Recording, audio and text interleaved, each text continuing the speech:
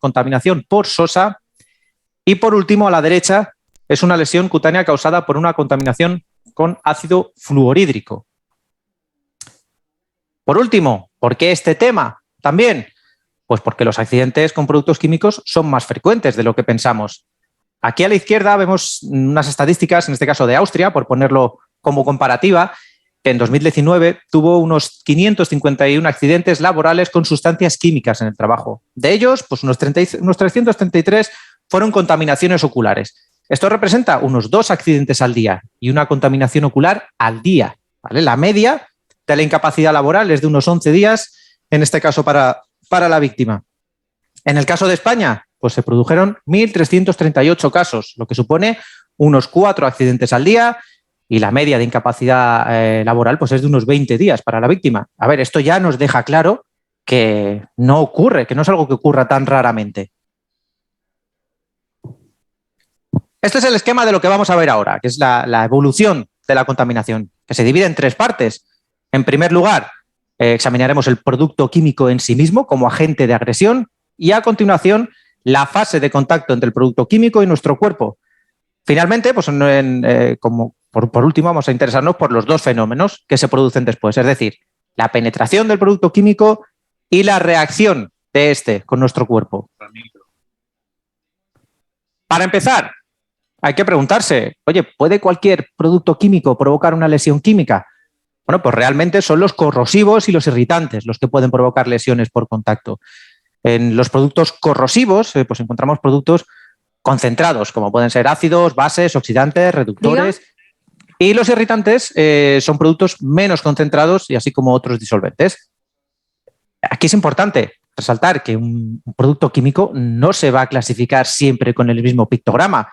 No obstante, su actividad química y sus propiedades químicas van a seguir siendo las mismas. Quiero decir que un ácido sigue siendo un ácido. Esto significa que, aunque esté clasificado como irritante, puede provocar una lesión química. Os voy a poner un ejemplo de lo que estoy diciendo. El peróxido de hidrógeno se clasifica como un corrosivo a partir de una concentración del 8%. Por debajo de esto es un irritante.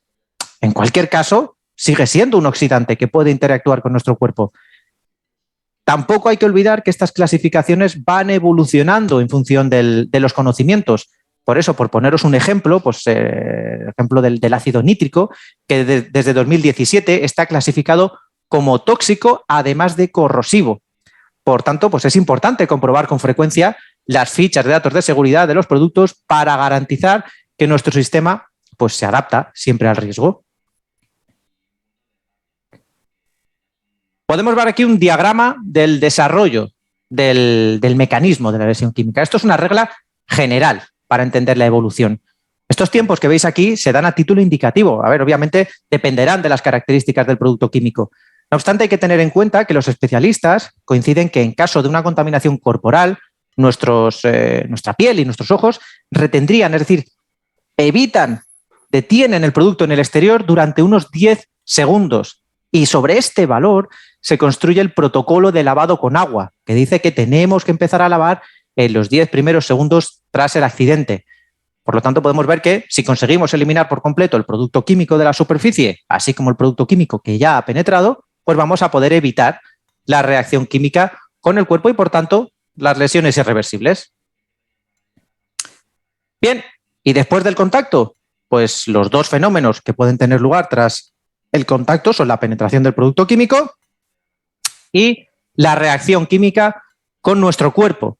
La penetración va a comenzar después de unos segundos para productos concentrados y hasta unos minutos incluso para productos menos concentrados. Y la reacción química pues, va a tener lugar entre un producto químico, que es lo que llamaríamos el donante, y nuestro cuerpo, que es lo que llamaríamos el receptor. Y esta reacción va a depender del tipo de producto químico.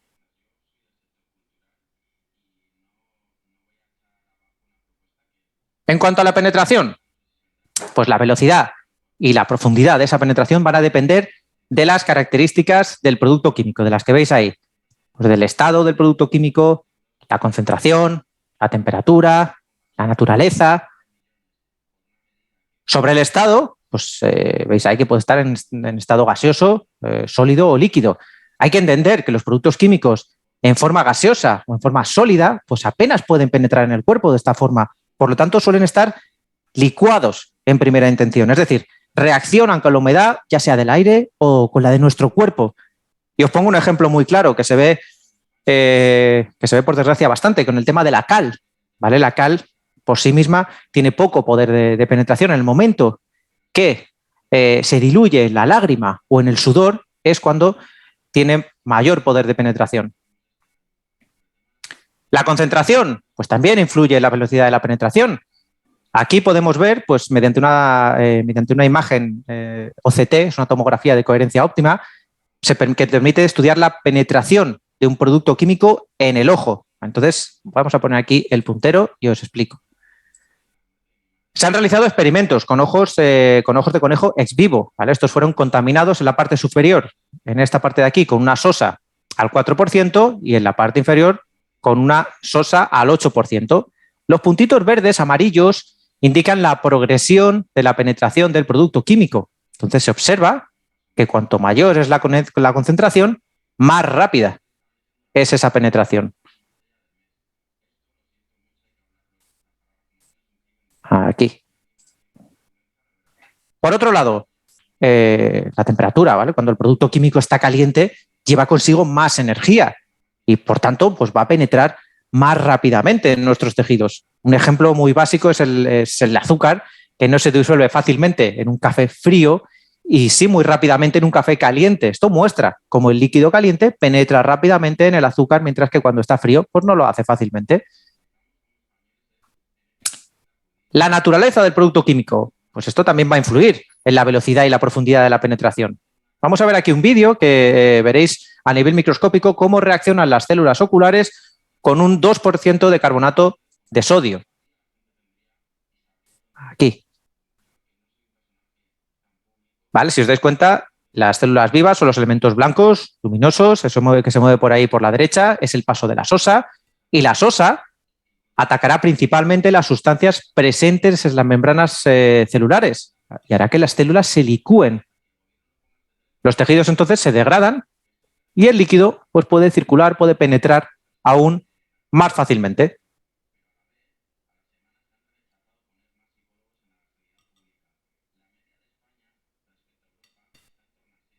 Aquí podéis ver las 6 familias de productos químicos que tienen capacidad de interactuar con nuestro cuerpo, que son ácidos, bases, oxidantes, reductores, quelantes, alquilantes y solventes, disolventes.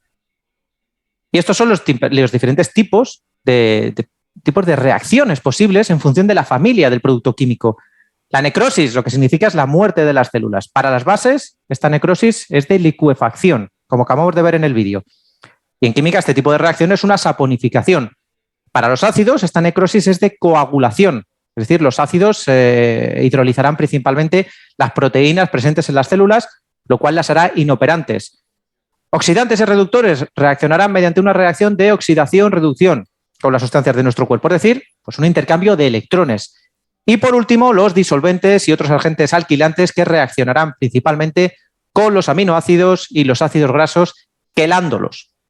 Pero bueno, esto es así de sencillo, pues por desgracia no, ¿vale? Desafortunadamente la respuesta es no. Estos tipos de reacciones son tendencias, ¿vale? Pero no podemos decir, por ejemplo, que una base va a reaccionar siempre con una reacción de saponificación.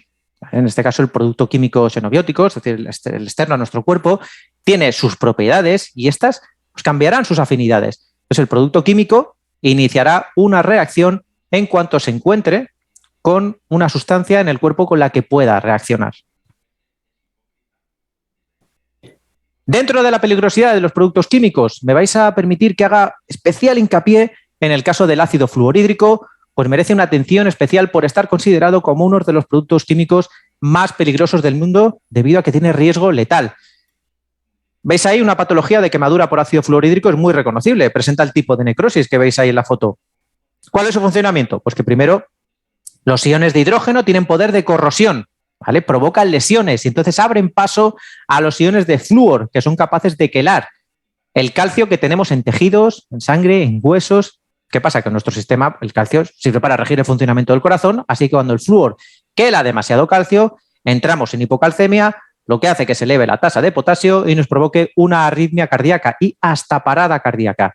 Por eso os decía que se considera uno de los productos más peligrosos del mundo porque tiene riesgo letal bajo cualquier tipo de concentración que tenga.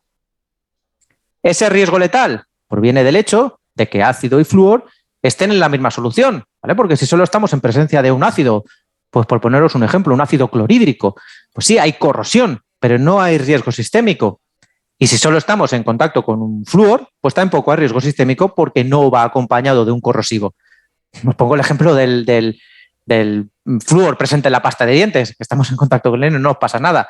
Problemas cuando están mezclados los dos componentes, ácido y flúor. Por eso todos los derivados de ácido fluorados conllevan el mismo tipo de riesgo que el ácido fluorhídrico. Pues ya sean ácidos de Lewis, mezclas de ácido nítrico y ácido fluorhídrico. La primera cosa, entonces, que hay que saber acerca del ácido fluorhídrico es que cuanto más concentrado esté, más rápido dolerá, penetrará y destruirá. ¿Vale? Un ácido fluorhídrico con una concentración superior al 50% provoca una sensación de dolor inmediata, ¿vale? Y una destrucción de tejidos pues rápida. Cuanto menos concentrado, más tiempo tardará en provocar lesiones y también en provocar dolor.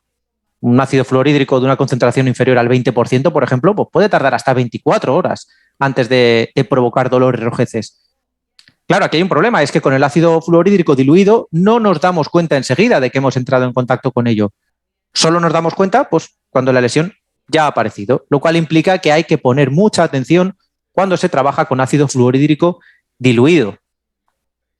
Otra característica también del ácido fluorhídrico es que cuanto más concentrado, menos superficie corporal necesita afectar para provocar un riesgo letal. Un ácido fluorhídrico anhidro pues, necesitaría entrar en contacto con un 1% de superficie corporal para provocar ese riesgo letal, más o menos la palma de una mano. Cuando es de concentración superior al 70%, necesita contaminar un 5% de superficie corporal, pues más o menos un antebrazo.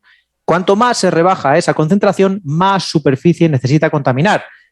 Si fuera de una concentración inferior al 20%, ya tendría que entrar en contacto con un 20% de superficie corporal. Pues eso, más o menos una pierna, la espalda. Casos específicos de inhalación o ingestión, pues un ácido fluorhídrico de concentración del 5% ya sería suficiente para provocar una arritmia cardíaca. Entonces, oye, una salpicadura, aunque sea poco extensa, de ácido fluorhídrico, puede provocar consecuencias fatales. Volviendo a los datos comunes y en resumen de esta parte, tenemos que las propiedades del producto químico, es decir, el agresor, pues van a influir en la gravedad de las posibles lesiones químicas. Tras un contacto ocurren dos cosas, penetración del producto químico y luego una reacción química entre el producto químico y el cuerpo. Entonces, bueno, una buena prevención permite una reacción más rápida de la víctima y, por tanto, pues reduce el tiempo de contacto. Y unos primeros auxilios adecuados y eficaces van a detener la penetración del producto químico y evitar la reacción química como tal. Vale, y entonces, ¿qué hay que hacer después de una proyección química? ¿Cómo debemos reaccionar? Pues vamos a ver ahora con más detalle algunos datos sobre la contaminación corporal, ya sea ocular o cutánea. Y en un segundo paso, pues definiremos los puntos claves para una descontaminación eficaz. La contaminación. Pues la contaminación puede ser ocular o cutánea. Vamos a empezar por el ojo, ¿vale? El ojo pues, está compuesto por 3 capas que pueden ser contaminadas. Esto es epitelio, estroma, endotelio.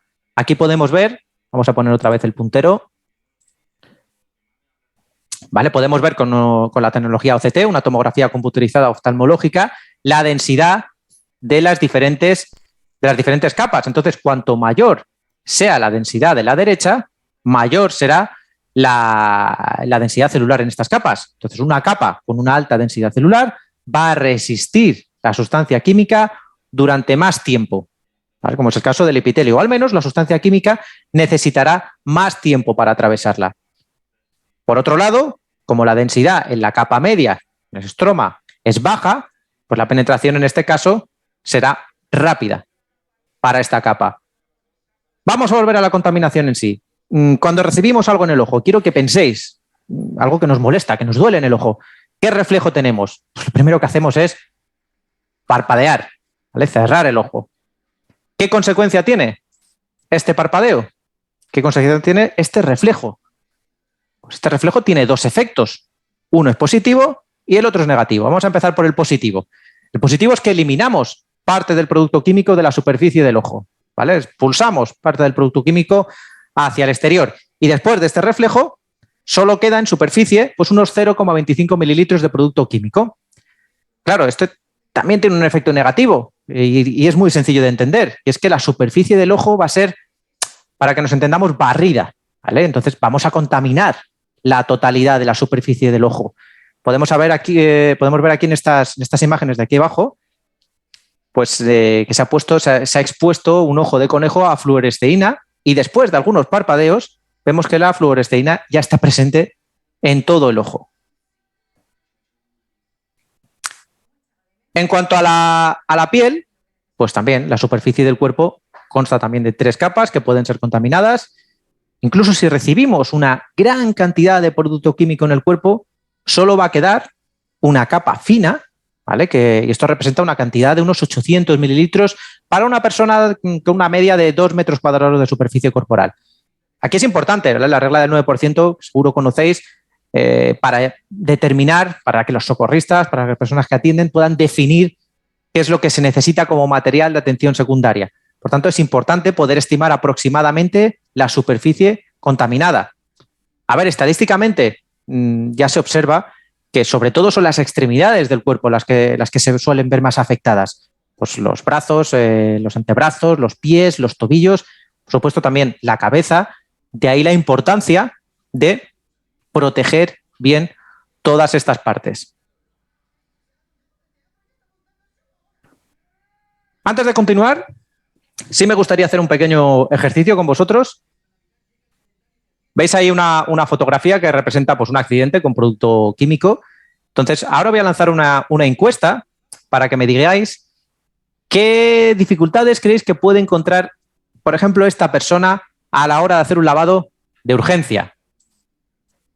Vamos a lanzar la votación. Vale. Pedro, confírmame, por favor, que la votación aparece.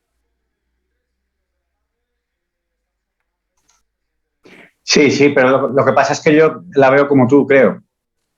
Ah, vale, sí, pero bueno, vale, pues sí, veo que sí. Veo que funciona. Respondiendo, eso es que aparece. Veo que funciona, gracias. Sí, están respondiendo, o sea que está apareciendo. Podéis elegir más de una opción. Y os dejo un momentito para que la veáis con calma. Y ahora, por supuesto, lo comentamos.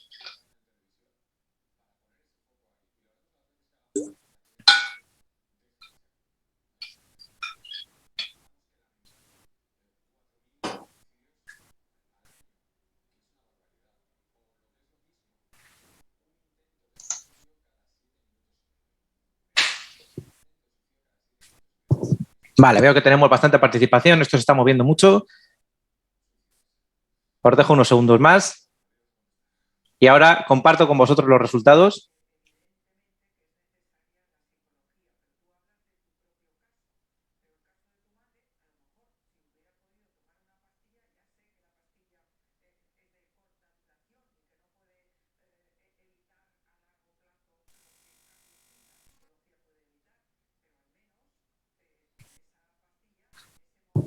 Voy a aprovechar para comentaros que no os lo toméis a mal, pero mi compañero Pedro va a todo el tiempo silenciando los micrófonos y es simplemente para que no nos pisemos el sonido, ¿vale? Tenéis el chat a vuestra disposición. Si tenéis cualquier duda, cualquier consulta, mi compañero Pedro está pendiente todo el tiempo del chat para ir respondiendo vuestras dudas. O sea, que no tengáis ningún tipo de pudor en utilizar el chat. Bueno, pues yo creo que ya tenemos aquí los resultados, los voy a compartir con vosotros.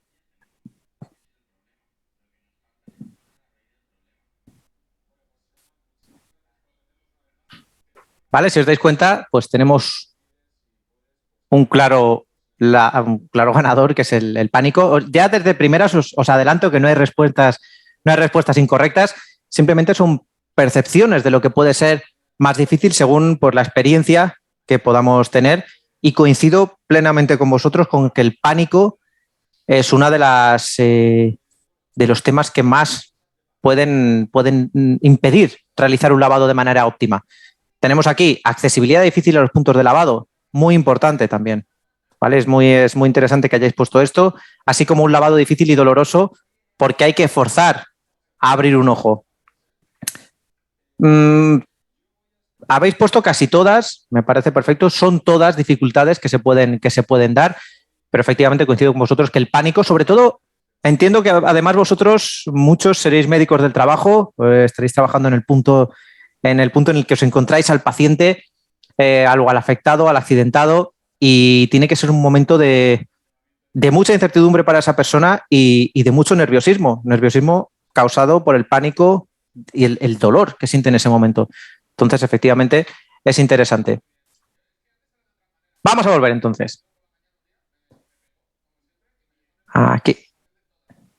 Vamos a empezar entonces con los primeros auxilios, con lo que es la descontaminación. ¿Cuál es nuestro objetivo en este caso? Pues tenemos que plantearnos dos propósitos. Detener la penetración del producto químico y, si es posible, eliminar el producto químico ya penetrado y frenar la agresividad del producto químico.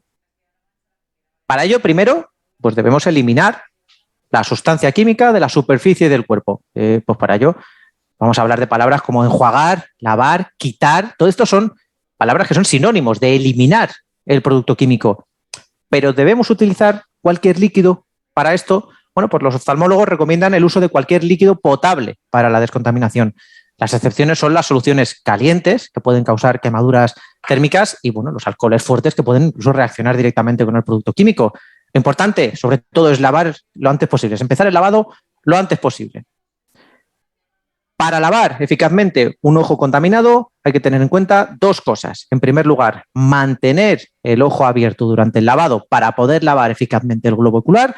Y en segundo lugar, hay que girar el ojo mientras se lava. Esto permite lavar todo el globo ocular. Si solo miramos en una dirección, solo aclararemos una parte del globo ocular y los lados quedarán seguramente contaminados.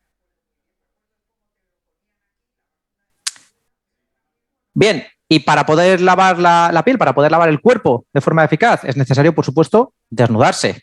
Para no perder el tiempo hay que aclarar las partes del cuerpo descubiertas y la ropa contaminada y desvestirse por completo, ¿vale? Para continuar con el lavado de todas las zonas contaminadas del cuerpo.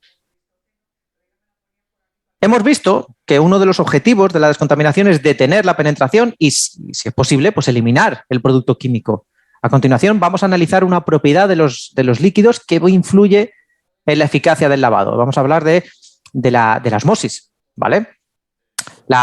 Se define como osmosis una difusión pasiva caracterizada por el paso de agua a través de una membrana semipermeable, desde una solución más diluida a una más concentrada. Claro, el tejido humano funciona como una membrana y el agua penetra en los tejidos. Por ejemplo, cuando nos quedamos mucho tiempo en el agua, ¿cómo se quedan las manos de nuestros dedos, de nuestras manos? Pues se nos arruga. Esto significa que nuestros tejidos absorben agua. El agua penetra porque es hipotónica con respecto a nuestro cuerpo. Vamos a ver aquí en este vídeo qué es lo que ocurre cuando ponemos en contacto agua con células vivas. Aquí.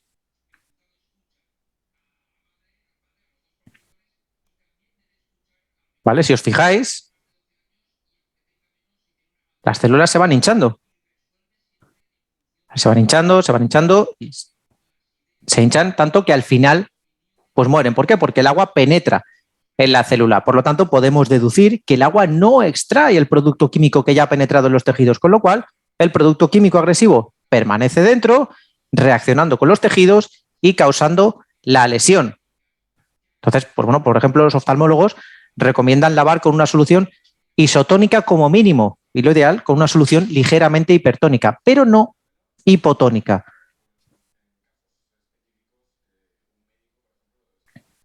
Para visualizar mejor el efecto del lavado más el efecto de una solución ligeramente hipertónica para eliminar el producto químico de los tejidos, ahí tenéis un vídeo, una ilustración, que como veis una solución hipertónica, aparte de lo que vais a ver ahora, que bueno, que la idea es lavar superficialmente, también la idea es que se consiga detener la penetración del producto químico y atraer hacia la superficie el producto químico que ya hubiera penetrado por un efecto de ósmosis inversa. El segundo objetivo de la descontaminación es detener la agresividad del producto químico. Hemos visto que que hay 6 reacciones químicas que pueden provocar lesiones químicas. De ahí el interés, si es posible, de descontaminar con una solución que actúe sobre estas 6 reacciones.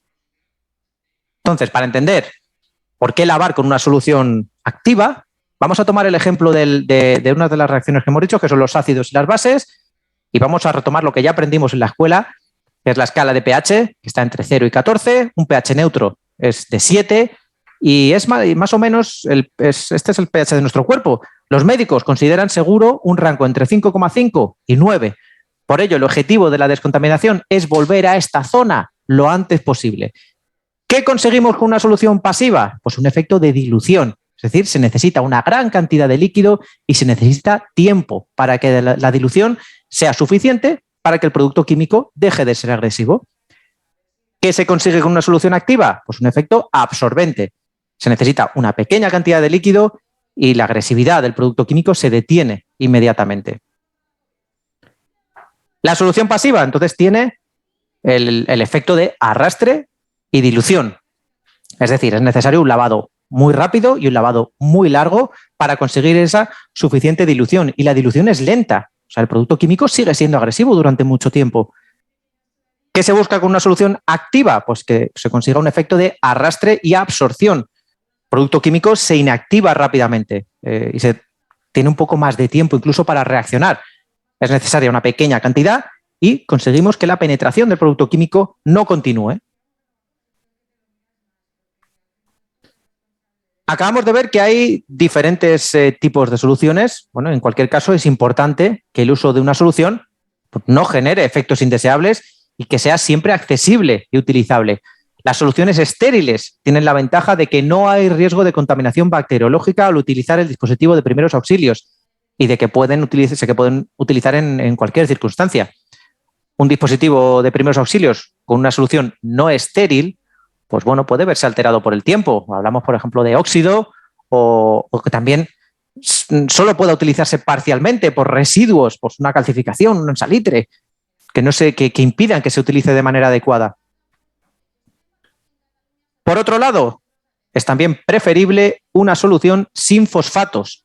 ¿Vale? Los iones de fosfato en una solución pueden reaccionar con los iones de calcio liberados por la destrucción de nuestras células oculares. ¿Vale? Estas soluciones, las soluciones con fosfatos, pues se clasifican como dispositivos de clase 1 y por lo tanto solo deben utilizarse en un ojo no dañado. Claro, ¿cuál es el problema? Pues que en un accidente es difícil determinar cuándo ya está dañado el ojo, por lo que existe el riesgo de calcificación de la córnea y está contraindicado por los oftalmólogos.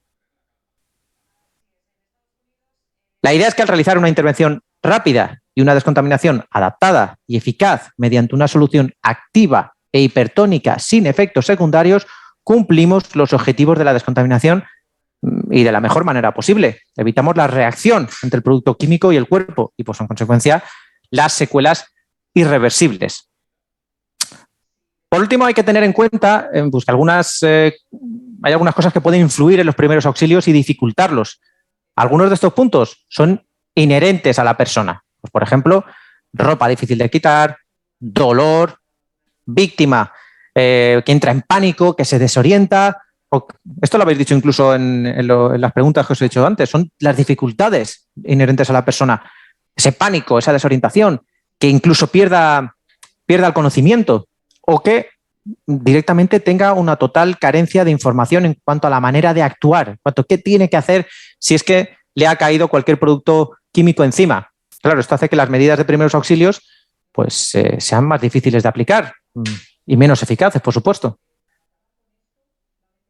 Y algunos de estos puntos pues, son inherentes al sistema de seguridad de la empresa, como puede ser pues, que falta de equipos, que haya una reacción exotérmica, que se estén trabajando con productos químicos calientes, que haya falta de mantenimiento en las instalaciones, que haya demasiada distancia hasta la ducha de primeros auxilios o que simplemente ya no es por distancia, es por un tema de obstáculos, que escaleras o que simplemente pues los pasillos estén obstruidos, no podamos ni siquiera llegar hasta el punto de lavado.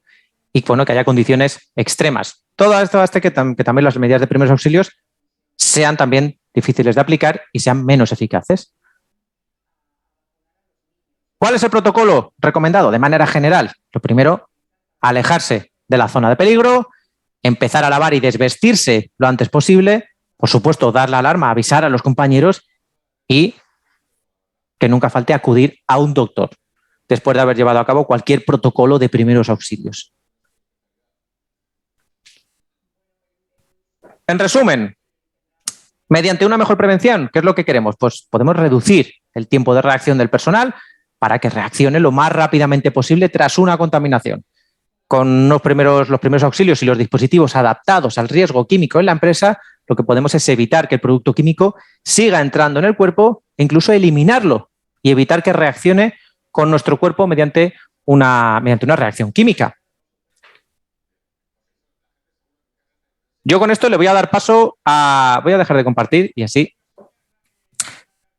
le doy paso al compañero, a Juan Carlos, que yo os he dado una visión general y él os puede dar una visión que es muy interesante desde el punto de vista de un médico del trabajo que además, por suerte o por desgracia, tiene mucha experiencia en el tema del riesgo químico. Entonces, te cedo la palabra y por supuesto, muchísimas gracias, Juan Carlos, por tu participación. Bueno, muchas gracias, Andrés. Muchas gracias porque, bueno, pues yo creo que has enfocado el tema pues con un repaso de todas las medidas preventivas y con un repaso de todos los aspectos del riesgo químico, ¿no? Que los que nos dedicamos a, por lo menos una parcela de nuestra actividad dentro de la industria y que por suerte tenemos pocos eventos, ¿no? De quemaduras químicas, pero sí que tenemos experiencia y la idea era centrar este punto de vista desde la medicina del trabajo, ¿no? Centrarlo con la experiencia que tenemos y yo contar pues un poco una secuencia de protocolos, de seguimiento y de cómo actuar ante una quemadura química desde el punto de vista de la salud laboral, de nuestra especialidad. Y bueno, pues desde aquí pues vuelvo a animar, ¿no? Al grupo funcional a la captación de compañeros que quieran pues trabajar de forma activa y profundizar en el riesgo químico. Como has dicho, Andrés, realmente la situación de un contacto químico es muy variada y realmente no solo podemos estar en una planta química, ¿no? Sino que podemos encontrarnos químicos en muchos sitios, en muchas tareas de nuestro ámbito laboral, de muchas áreas, ¿no? Tanto agricultura, almacenes, etcétera, ¿no?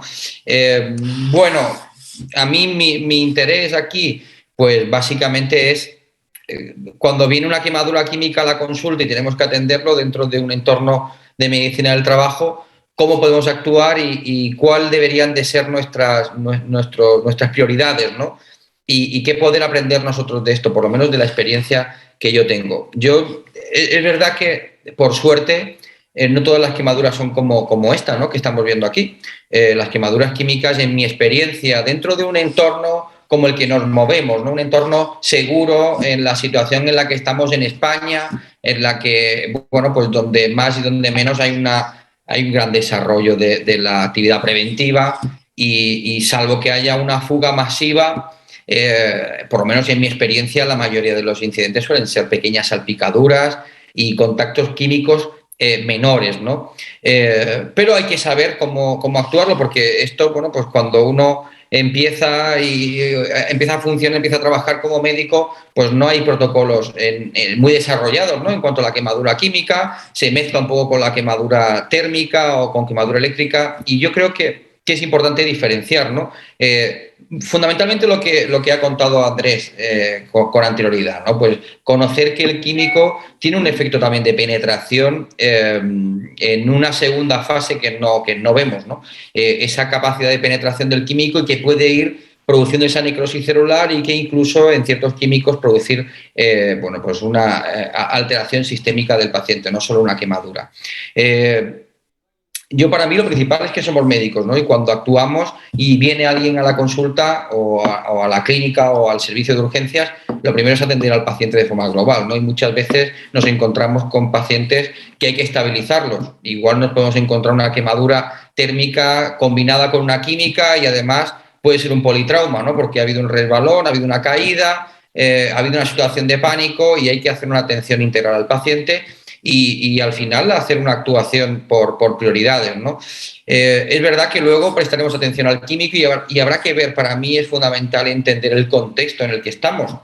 El contexto para sospechar que es una quemadura química, en el entorno en el que estemos, o si estamos en una mutua, intentar socavar, rescatar esa información del contexto del accidentado y valorar posteriormente pues, la situación local de la quemadura, ¿no? Bueno, no todas son así. Esta foto no es mía.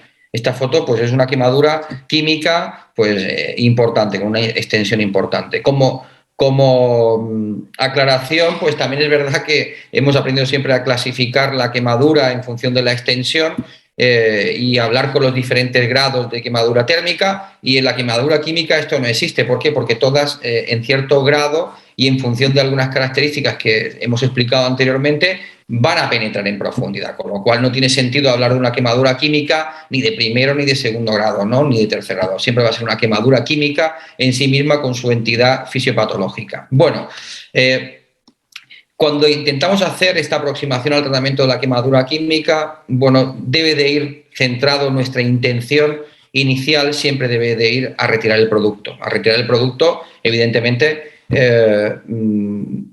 para no seguir estando expuesto al químico. Esto ya no es solo de la fuente en la que se ha producido la fuga, sino la parte muy importante, retirar la ropa, ¿no?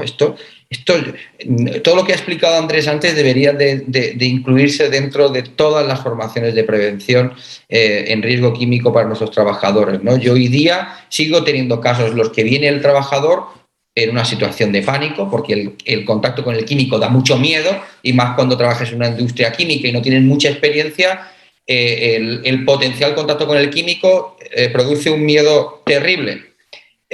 Vienen con el miedo de haberse contaminado, a lo mejor se han lavado y han utilizado una ducha de seguridad de agua, pero vienen con la ropa, con la misma ropa puesta, que está contaminada. Eso es básico, ¿no? El desvestirse, el quitarse la ropa que se ha contaminado, salir de la fuente de exposición, utilizar lo que tengamos en nuestro alcance y a continuación pedir ayuda médica.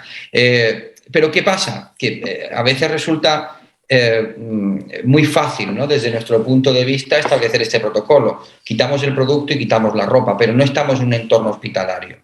Y esto, pues todos sabéis que a veces pues también dificulta esta atención y bueno, se nos suma pues el pudor, el entorno laboral donde estamos, un entorno a veces que también es inhóspito, al aire libre, es invierno, hace frío, pues quitarse toda la ropa y descontaminarse pues puede suponer muchas veces una dificultad y, bueno, y en mi experiencia la hemos tenido una fuga en la que hemos tenido que utilizar una ducha y desplazarnos, y una trabajadora no se quería desvestir porque estaban el resto de compañeros y de personal sanitario y de emergencias allí, ¿no? No se quería desvestir integralmente y suponía un problema, ¿no? Tuvimos que acondicionar unas sábanas y proteger y tal de la vista, vale, pero es decir, que a veces no todo es tan fácil, ¿no? como establecer en un protocolo, ¿no? Y una vez que hemos quitado el producto, el siguiente punto importante para nosotros es detener la penetración del químico. ¿Cómo lo hacía yo antes? ¿Cómo lo hacíamos antes cuando no teníamos soluciones hipertónicas, hiperosmolares? Pues utilizamos agua o buscar un antídoto específico para el químico concreto con el que hayamos tenido el contacto, ¿no? Esto por lo menos nos suponía una dificultad, porque cuando tienes un entorno en el que tienes diferentes posibilidades para contactar con un químico, buscar cuál es el antídoto apropiado para el que ha venido en ese momento el trabajador, muchas veces es difícil conocer cuál es el químico, el trabajador no conoce con qué ha contactado, visto que ha habido una fuga, todo eso unido a la situación de riesgo, a la situación a veces de falta de experiencia del trabajador, pues no nos deja muchas opciones para conocer cuál es el químico, ¿no? Entonces, bueno, pues lo ideal, tener una solución que sea polivalente, ¿no? Que pueda ayudarnos a contener o a detener la mayor parte de las reacciones químicas, ¿no? Es importante, ¿no? Lo hemos hablado antes. Para mí en la consulta, en la sala de urgencias, el tiempo de exposición es vital. Si ha sido una fuga corta, un contacto con una gota y el tiempo de atención. Es decir, si me viene el trabajador y me dice ayer creo que me quemé con un químico, evidentemente mi capacidad de poder actuar está limitada, ¿no? Ya la quemadura fue ayer, ya mi capacidad de mejorar o de tener esa penetración, pues ya no sirve de nada, ¿no? Con lo cual ese tiempo de asistencia y el tiempo de exposición al químico para mí son fundamentales y son las primeras preguntas que hacemos cuando viene un trabajador que se ha expuesto a un químico o que viene diciendo que ha tenido un contacto con un químico. Me interesa mucho la temperatura. ¿Por qué? Porque muchos químicos con los que trabajamos en la industria además van calientes, ¿no? Y van con agua caliente, van diluidos, etcétera. Entonces, la temperatura, como decía Andrés antes, facilita la penetración del químico, pero además también tiene un componente de agresión, ¿no? De producir esta quemadura térmica, con lo cual nos viene bien a veces, ¿no? Pues el hacer un lavado, enfriar y a la vez neutralizar el químico, ¿no? Y por supuesto, pues el tipo de químico. A veces no lo podemos conocer la concentración. Para mí, en mi entorno y en el entorno en el que trabajamos la mayoría de nosotros, es realmente extraño encontrarte con contacto con altísimas concentraciones de químicos. Generalmente van diluidos o son salpicaduras con productos diluidos, con lo cual el efecto suele ser mucho menor, ¿no? Pero es importante conocer esta información, a veces difícil de obtener.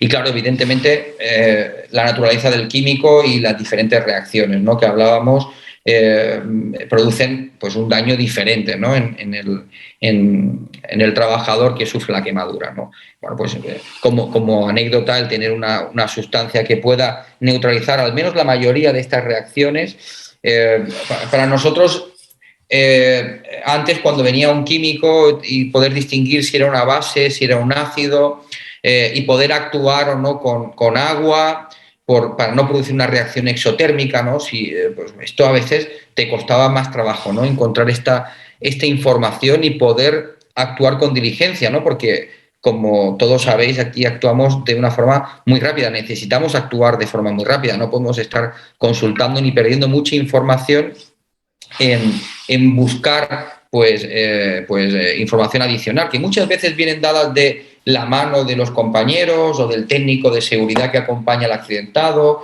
o del jefe o el supervisor de la zona y que sabe con qué ha podido tener la fuga química, pero otras muchas veces no hay esa información. Fijaros que desde los mismos protocolos de emergencias, el protocolo de SAMUR, por ejemplo, en su apartado de quemadura química, pues habla, ¿no?, de irrigar y limpiar con suelo fisiológico o agua abundante por al menos 15 minutos, ¿no?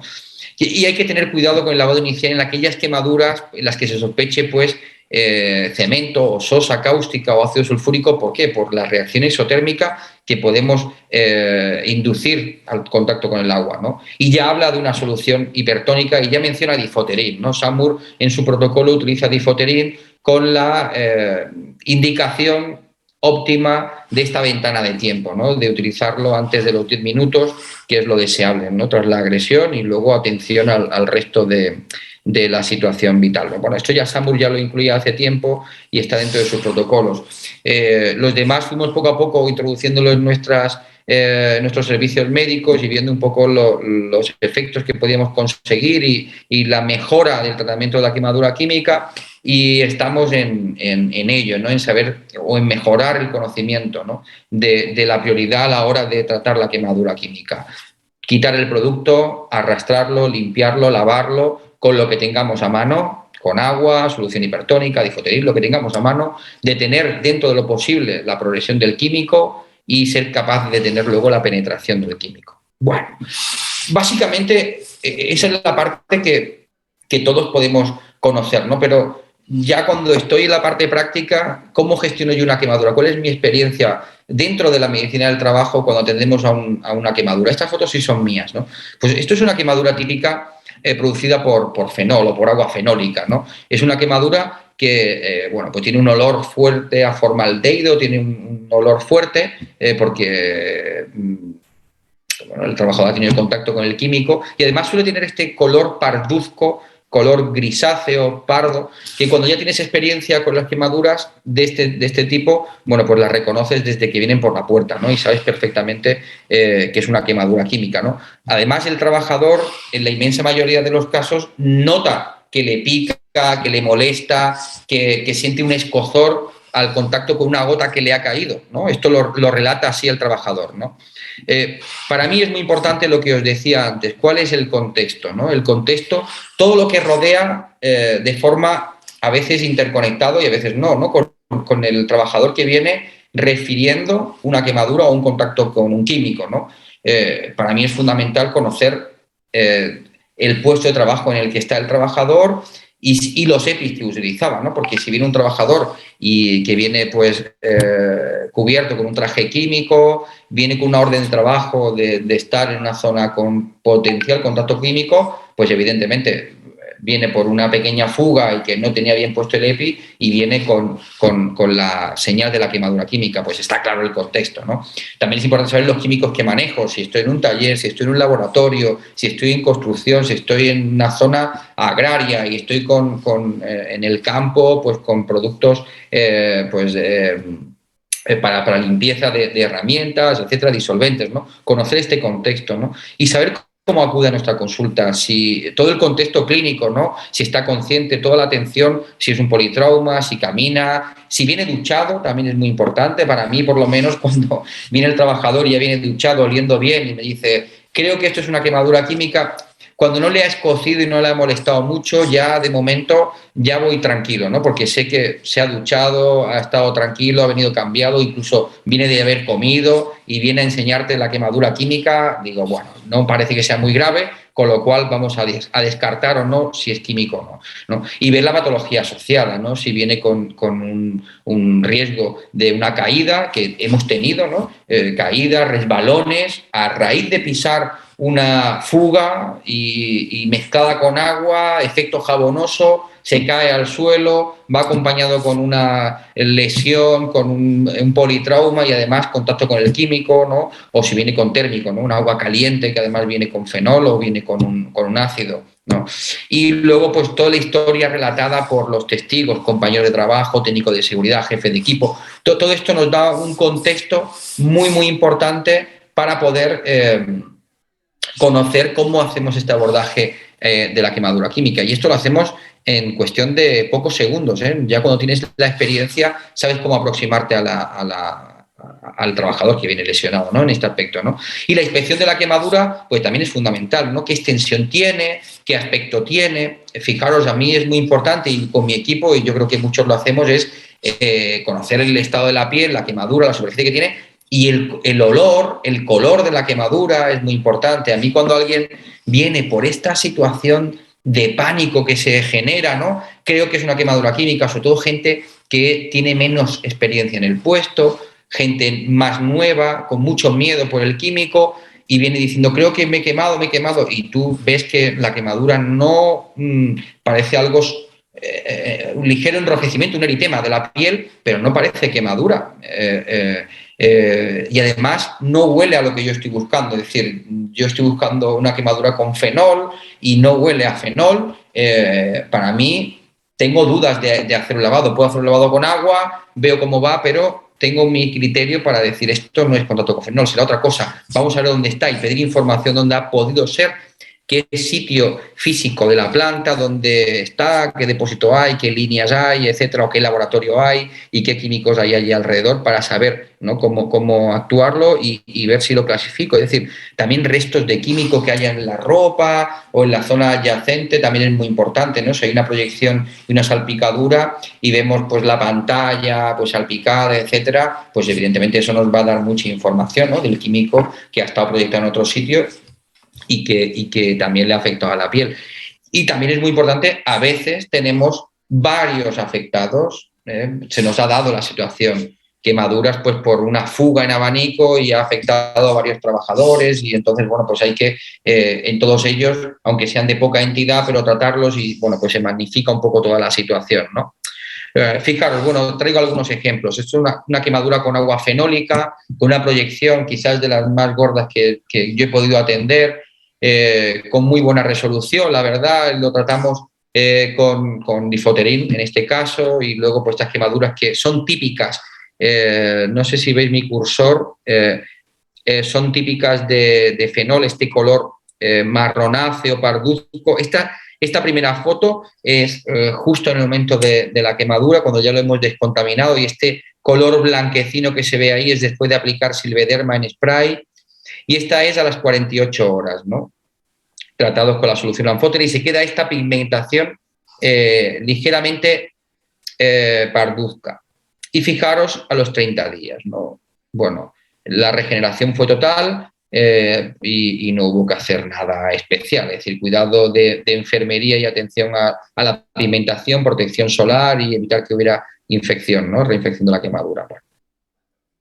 Para mí es importante la descontaminación del paciente cuando lo vamos a atender. Una vez que hemos visto el contexto en el que nos movemos, conocemos la quemadura, tengo mi sospecha de cuál es el origen, el hacer la descontaminación del paciente, ¿no? Hay que hacer una atención del paciente de forma global, como ya hemos dicho, y cómo actuamos, ¿no? Con el ABC, evidentemente con prioridad por el estado general del paciente, y a partir de ahí ir a la parte más concreta de la quemadura. Pero hay una parte muy importante. Hay una parte muy importante y nunca se habla, y es de nuestra protección a los que trabajamos, descontaminando al paciente, nuestra propia protección. Y ahora daré algunas pinceladas con alguna nota de best practice al final de cómo podemos implementar sobre todo el área de trabajo. ¿Por qué? Porque, fijaros, muchos tendréis este problema también, ¿no? Cuando vamos a descontaminar y estamos en un área clínica, en un servicio médico o en una sala de urgencias y queremos descontaminar, a veces no tenemos sitio donde descontaminar. Y si lavamos con agua, pues ponemos si lavamos con suero, pues sí, empapadores, pero cuando te viene alguien así, ¿no? Que se ha contaminado con un químico toda la cara o la espalda o una pierna, tienes que utilizar mucho contenido de agua o de solución como Difoterin. ¿Qué pasa? Que eso al final pues empapa todo el suelo, tienes que formar una guarrería tremenda, se moja todo el suelo, te puedes resbalar, tienes que poner empapadores.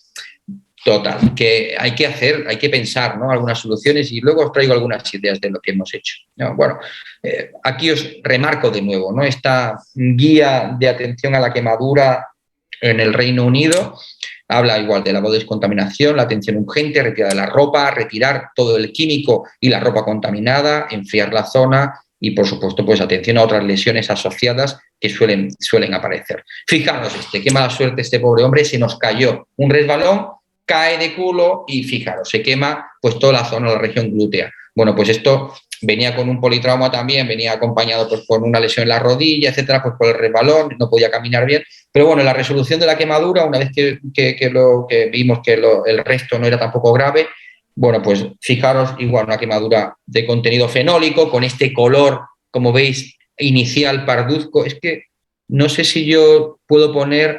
sí. Si puedo poner el ratón, si lo veis bien. Sí se ve tu... Vale, perfecto. El color parduzco, y fijaros la evolución en 10 días, ¿no? Con esta evolución, y luego pues hay una recuperación total de la quemadura de la zona, ¿no? Paso a la siguiente, a ver. Fijaros aquí, pues quemaduras múltiples. A veces son salpicaduras que caen en abanico y, bueno, pues donde caiga, ¿no? En este caso, fijaros, clarísimamente son quemaduras en forma de gotas, y en este caso, bueno, pues aquí a lo largo de todo el brazo. Estos son quemaduras, pero como veis, son quemaduras leves, son pequeñitas, en este caso, pues sí que escocían por la proyección. Fijaros, quemaduras diferidas, de estas quemaduras que, bueno, no tiene quizás toda la parte clínica en este aspecto, pero es una quemadura. En este caso son dos casos diferentes de alguien que viene al día siguiente, ¿vale? Viene al día siguiente, que esto es muy típico, los que nos dedicamos a esto, es alguien que se está duchando, ya está en su casa, ha terminado la jornada y al día siguiente viene diciendo, oye, mira, que tengo esto, que creo que esto es de ayer que me cayó una gota. Mal hecho porque no se ha identificado mejor no lo ha dicho porque no se ha dado cuenta, porque no ha querido decirlo, etcétera, pero cuando ya luego se da cuenta que es químico y los compañeros le dicen, madre mía, si es químico, eso tienes que haber dicho algo, bueno, ya se forma el lío y vienen, ¿no?, a la clínica. Y a veces, ya la parte de clasificación nuestra, ¿no?, para ver la implicación del accidente laboral o no, y ver si hay una causalidad, ¿no?, con el riesgo o el puesto de trabajo, y viene una quemadura así, pues evidentemente es química. No puedo pensar que esta quemadura se la ha hecho en otro sitio, ¿no? Porque tanto, a veces incluso al día siguiente todavía te acercas y huele a fenol, ¿no? Y en este caso igual, viene al día siguiente, fijaros que ya tiene este componente de resolución que ya se ha ido poniendo de un color más oscuro, no está tan rojo como al principio por la inflamación, y bueno, pues poco puedo hacer ya ahí, acompañar la quemadura, que no se me infecte, pero ya no puedo hacer una descontaminación, ¿no?, cuando viene ya al día siguiente. Fijaros, las del lado derecho son de la semana pasada. Esta es la primera que se ve aquí como una lesión aquí marronácea. Fijaros, a veces son falsas quemaduras. Hay gente que por el pánico, el miedo, en un entorno químico, pues viene un trabajador y refiere que tiene una quemadura química en la muñeca porque ha estado trabajando con un trasvase de químico, etcétera, ¿no? Y viene con esa quemadura que a mí yo la veo y digo, ¿pero esto qué es? No le veo aspecto de quemadura y se suponía que era reciente, en ese mismo momento. Y además decía que no le molestaba ni le quemaba, pero que eso no lo tenía cuando vino a trabajar por la mañana.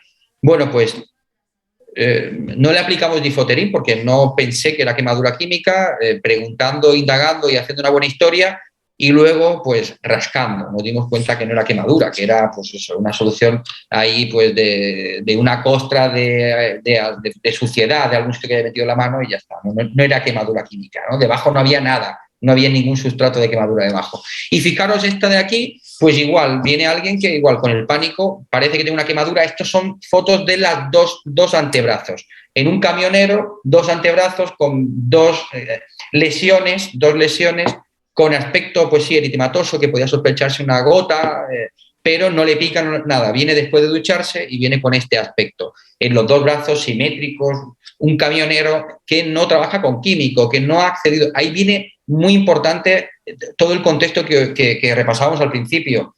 Él piensa que es químico, pero cuando repasas todo el contexto, trabaja con un camión con agua fría, no hay contexto térmico tampoco, es un camión de limpieza de agua fría, no ha trabajado con químicos, no ha entrado en la planta, ha estado siempre fuera de un entorno químico, pues, jolines, no puede ser químico. Y después de indagar, le quitamos la camisa y tenía un montón de lesiones de ese mismo tipo por la espalda y tal, y bueno, pues al final un paciente diabético y lo que tenía pues al final una dermatitis, y el hombre pues se había un poco preocupado por esas 2 lesiones porque le habían aparecido y pensaba él que había sido químico, sobre todo por esta susceptibilidad al miedo del químico cuando estás dentro de una planta, ¿no? Para que vierais, eso sí que son quemaduras, esto es una quemadura múltiple o sea, múltiples víctimas en este caso, una fuga, y son fotos de la evolución de 2 trabajadores, ¿no? En 48 horas. Esta es la que os puse al principio, evoluciona de esta forma al día siguiente, y esta evoluciona de esta forma a las 48 horas, ¿no? Y tuvieron una resolución muy buena, las 2, ¿eh? La de la izquierda fue un poco peor porque esa zona que veis grisácea, aquí al final termina produciendo una especie de úlcera que nos costó más trabajo que curase, pero la evolución fue muy buena. ¿Cuál es la experiencia con estos casos? Porque la recuperación es muy rápida en estos casos, generalmente no ocasionan IT, pueden seguir trabajando en la mayoría de los casos, y la recuperación del trabajador es muy, muy buena, a pesar de a veces de cómo se ve, ¿no?, la situación, y parecen muy llamativas, ¿no? Y bueno, ¿cómo nos protegemos? Ya estoy terminando. Bueno, pues os decía que creo que cuando trabajas en un entorno químico y tienes mayor predisposición a tener encuentros con químico y mayor, digamos, probabilidad de contaminar quemaduras químicas, pues al final el protegernos nosotros es muy importante, ¿no? Y yo creo que el utilizar nuestros propios EPIs, ahí veis una sala de descontaminación, ¿no?, que en mi organización, en la planta en la que trabajo, pues la construimos, hice una propuesta para poder tener esta sala, que es una sala de descontaminación química. Creo que es única o pocas hay en España y desde luego está muy bien hecha. Los ingenieros de mi equipo hicieron un trabajo fenomenal y hacemos un circuito, tenemos nuestro equipo para nosotros, traje químico en caso de que tengamos contacto con un contaminado pues con mucho químico encima, tenemos equipos de Difoterin, nuestra protección, pantalla facial, etcétera, y luego tenemos esta rejilla pues para recoger en esta sala con este suelo, este pavimento especial para recoger pues toda la fuga. Tenemos duchas de agua con un termo y aparte también tenemos Difoterin, ¿no? Y es una sala independiente para que se pueda desvestir el trabajador, etcétera. Y bueno, yo creo que por mi parte nada más. Yo os agradezco el interés, pues 72 personas aquí con nosotros contados, pues para mí es mucha responsabilidad y agradezco mucho el interés en conocer un poco nuestra experiencia en el tratamiento de la quemadura química. Si tenéis alguna duda, no sé, no he mirado el chat al final, no sé. Carlos, hoy no tenemos ninguna duda. Decirte, interesantísima la presentación y los aportes gráficos y la descripción que has hecho de los mismos con la evolución muy, muy interesante. Mira, ahora Carlos, por ejemplo, mira, nos va a hacer una pregunta y coincide conmigo en que ha sido muy interesante la presentación que nos has hecho. Te felicitamos por la misma. Muchas gracias a vosotros. Por aquí. Y bueno, mientras Carlos nos hace la pregunta, pues eso, animar o invitar a aquel que bueno, pues haya tenido también una experiencia en su puesto de trabajo, una anécdota, un caso que pueda considerar que puede aportar al tema que estamos tratando. Decirles que esto es un foro abierto, que aquí pues encantados de que la gente, pues quien pueda, comparta información y todos podamos aprender de la misma, pues en la medida de lo que nos pueda aportar. A ver, te dejo con la pregunta de Carlos, ¿te parece? Sí, la estoy leyendo ahora mismo. Vale. Sí. Sobre la profundidad de la penetración, claro, evidentemente, pues a mayor profundidad, evidentemente, la evolución va a ser más tórpida, ¿no? Y si hace una úlcera, pues requerirá mayor finura a la hora de descontaminar y luego la recuperación de la quemadura pues va a tener un curso pues más largo, ¿no? Evidentemente. Yo con varios químicos no tengo experiencias, ¿no?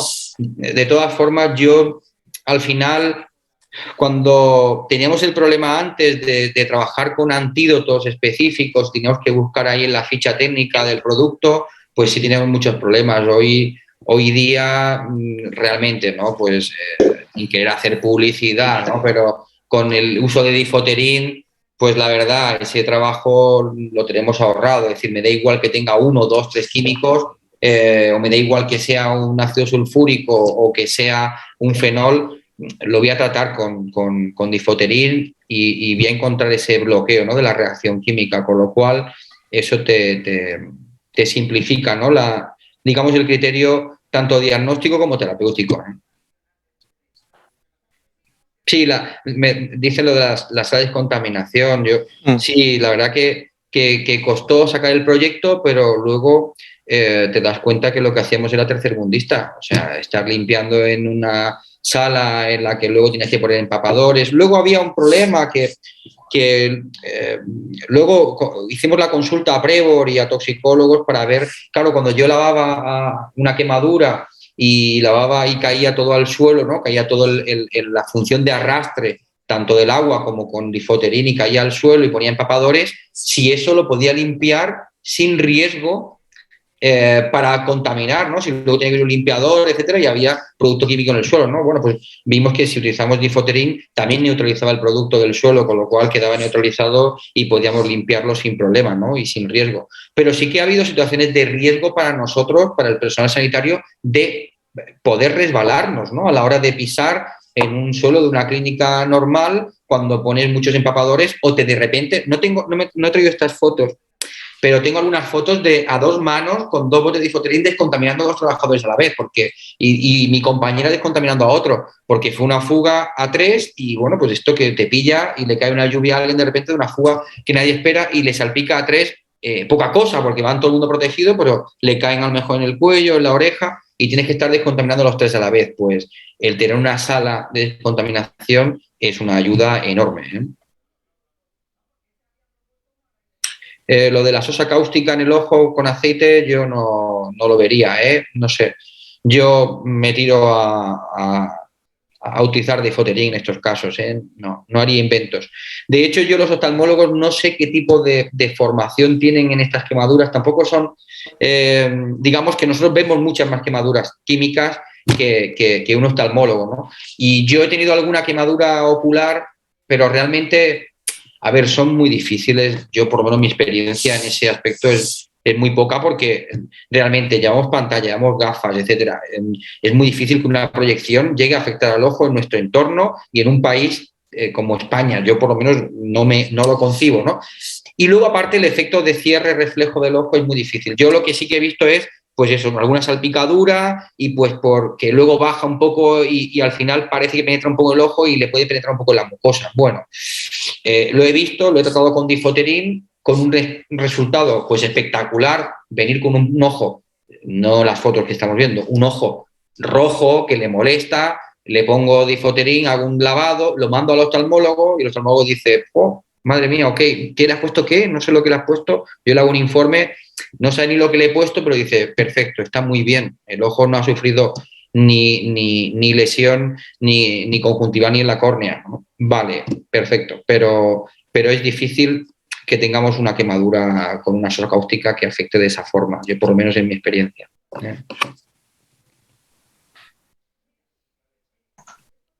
Muy bien, pues muchas gracias a María del Carmen y a Carlos, a José María, en fin, a todos los que estáis comentando, tanto para plantear dudas como para dar las gracias. Y bueno, pues son las 5:10. Andrés, no sé si quieres añadir algo. Yo, por mi parte, muchísimas gracias. Lo primero a Juan Carlos, porque ha expuesto una parte muy interesante. Además, como he dicho, la visión desde el punto de vista de un médico del trabajo, para el público que tenemos hoy, siempre va a ser mucho, mucho más interesante y va a llegar, sobre todo. Nada, por mi parte, muchas gracias a los que habéis estado, a los que habéis asistido. Deciros que mañana seguimos con la segunda parte. Trataremos, como bien ha dicho al principio Juan Carlos, tema de marco normativo, o sea, tema normativo, y luego hablaremos sobre descontaminación química y mañana sí entraremos un poco más en detalle sobre la descontaminación química con solución Difoterin. Tendremos también la participación del doctor Javier López Pérez, que es del Servicio Médico de Bridgestone, que también nos puede dar un poco su visión. Y yo, sin más, os espero mañana. A los que habéis asistido hoy, encantados de que asistáis también mañana. Juan Carlos, de nuevo, muchísimas gracias por tu aportación. Gracias a vosotros. Muchas gracias. Buena tarde para todos. Gracias, un saludo. Buenas tardes. Un saludo a todos.